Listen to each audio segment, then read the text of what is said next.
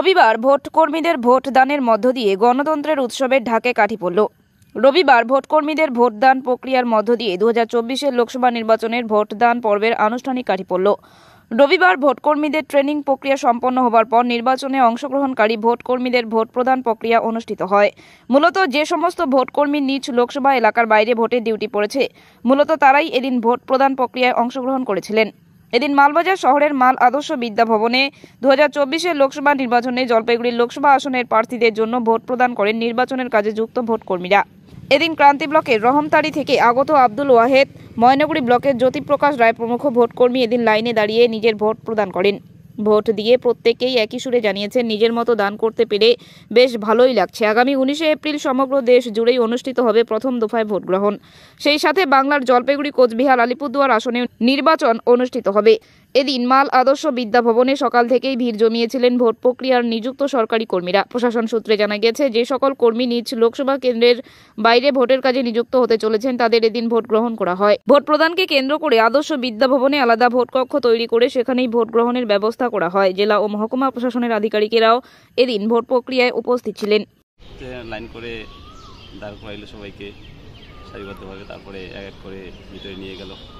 সেখানে অনেকগুলো কাউন্টার আছে, কাউন্টারে এক এক করে ভোট দেওয়া হচ্ছে। ভালোই লাগলো। অ্যাকচুয়ালি আমাদের তো হচ্ছে ডিউটিটা প্রথমে আমরা ফার্স্ট ট্রেনিং যখন করি তখন আমাদের বলা হয় যে ইডিসি ভোট হবে আর কি, মানে আমাদের সার্টিফিকেট দিবে।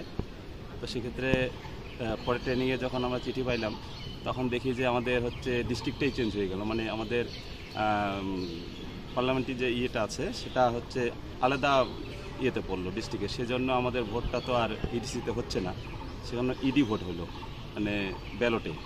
সেই কারণে এখান থেকে বলা হয়েছিল যে লাইন করে নিয়ে যাচ্ছে, এক করে হচ্ছে আমরা ব্যালটে ভোটটা দিয়ে আসলাম যে আমার।